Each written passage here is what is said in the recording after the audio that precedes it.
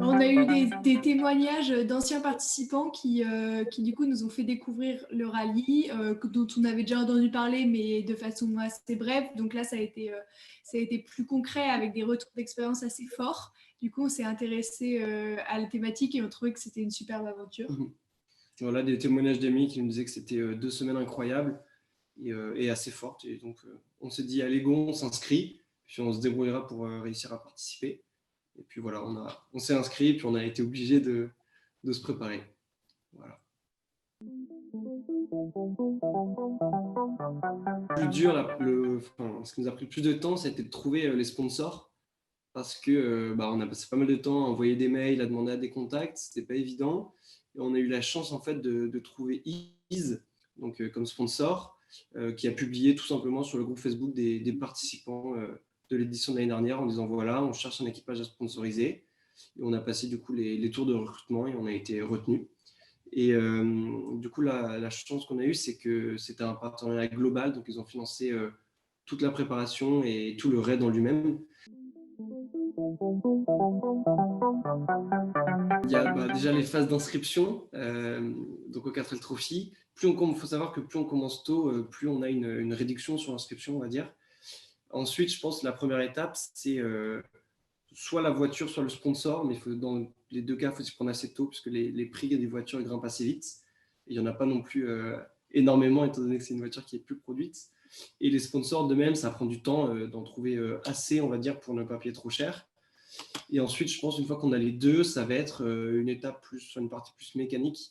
Donc, la voiture, il faut vraiment qu'elle soit en bonne condition pour partir. De toute façon, il faut qu'elle passe la sélection au départ. Quelles sont les normes de sécurité nécessaires? Et souvent, il y a aussi besoin de l'aménager un peu avec des rangements à l'intérieur ou changer les sièges ou ce genre de choses. Donc, une partie plus bricolage. Et pour ceux qui veulent donc également préparer le dossier pour être ambassadeur, donc une partie plus humanitaire. Et je pense une dernière partie, c'est des petits détails, on va dire un peu pratiques pour le voyage. Donc c'est préparer son itinéraire, préparer les affaires dont on aura besoin, vérifier qu'on a tout le matériel nécessaire. Il faut pas mal de pièces de rechange. Ou c'est une partie, on va dire, plus administrative et ouais, question de matériel.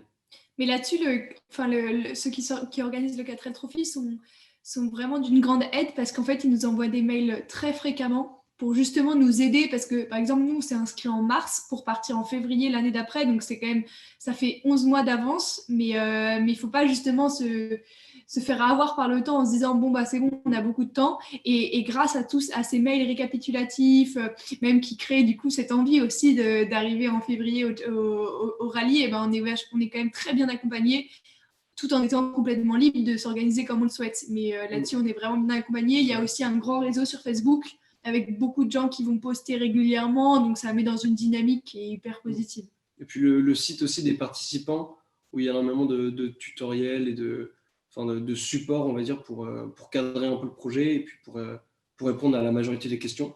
Donc c'est aussi une grande aide quand on part un peu de rien, de pouvoir regarder un peu ce qu'il y a à faire, ce qui est conseillé, avoir des listes de matériel, tout ça. On est parti avec je pense, le minimum du minimum, donc changer une roue.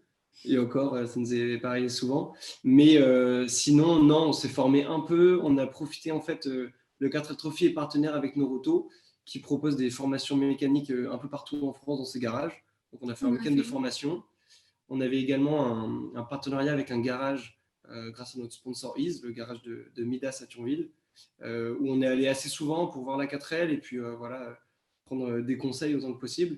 Et sinon, un peu sur Internet et puis beaucoup sur le tas en arrivant. Oui, mais ce qu'il faut savoir quand même, c'est que même si ça peut faire peur, et enfin moi j'étais la première à ne pas m'y connaître en mécanique, c'est que c'est quand même la 4L, l'avantage de la 4L, et c'est pour ça qu'il y a le 4L Trophy, c'est que le mécanisme est très simple et c'est pas du tout comme nos voitures actuelles, et donc enfin très vite on comprend où sont les pièces, etc. Il n'y a pas du tout d'électronique, enfin c'est quand même relativement simple, et donc même si bon, bien sûr on n'est pas non plus là, on ne sera pas capable de réparer entièrement une 4L, mais voilà, on n'est pas perdu dans toutes les pièces, etc. On voit assez vite le mécanisme quand il y a un problème, c'est quand même assez souvent facilement identifiable. Oui, on voit assez rapidement quand une pièce est cassée ou tordue.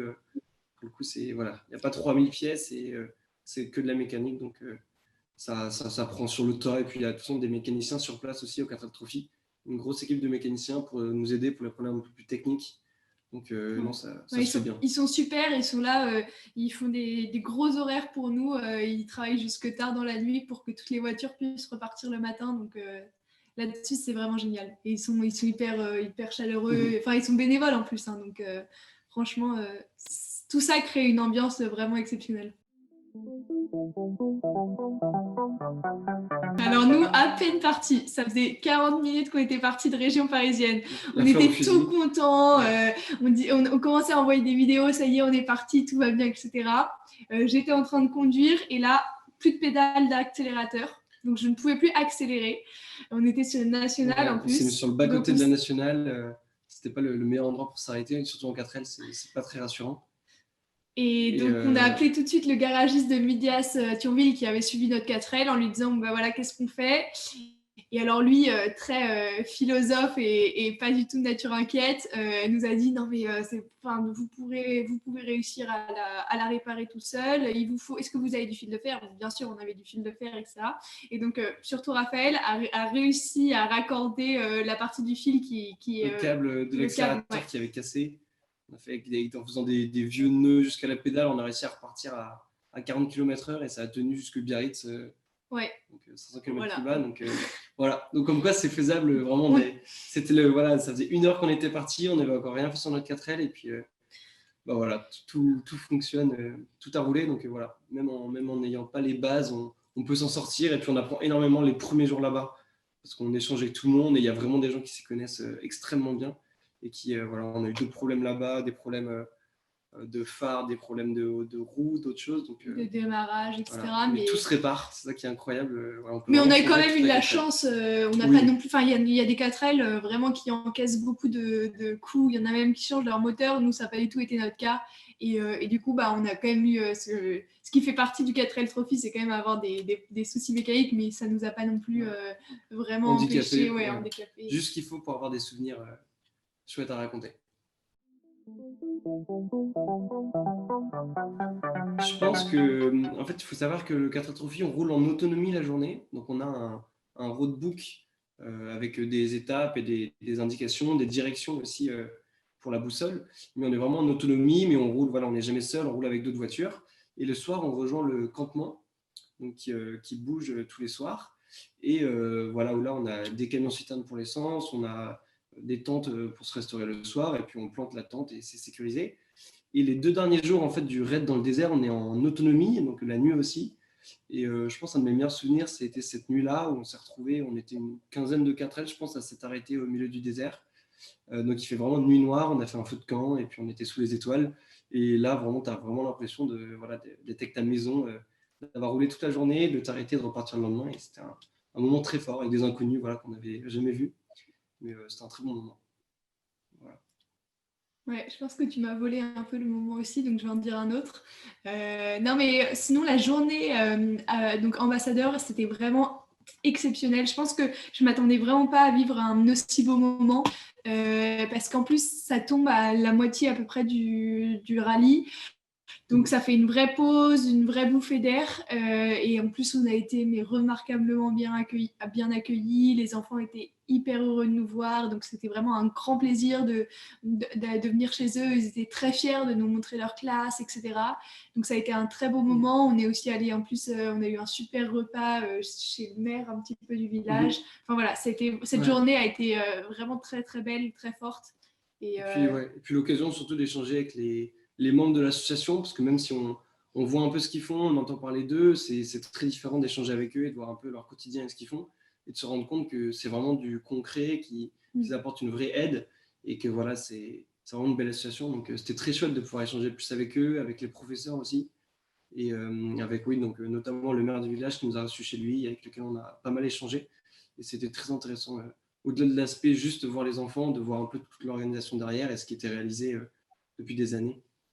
Donc ouais, un très bon moment, c'est vrai.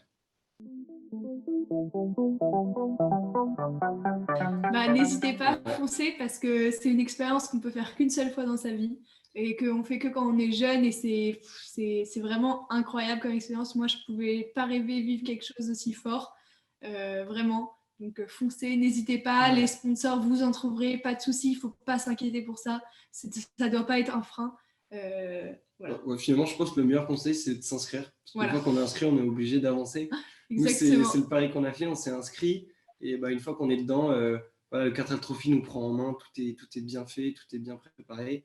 On n'a plus qu'à se laisser guider et à s'investir autant que possible. Et l'aventure est au bout, donc ça vaut le coup. Et c'est une expérience qu'on ne peut pas du tout vivre d'une autre façon. Enfin, c'est vraiment unique et c'est vraiment très fort. C'est une aventure vraiment humaine et en même temps pour soi, on se dépasse vraiment, on fait des choses qu'on n'aurait pas faites et on apprend énormément. Mécaniquement et humainement. Ouais. Non, c'est vraiment une aventure, on a beau nous la raconter, c'est très différent de la vivre, donc inscrivez-vous, c'est le meilleur conseil.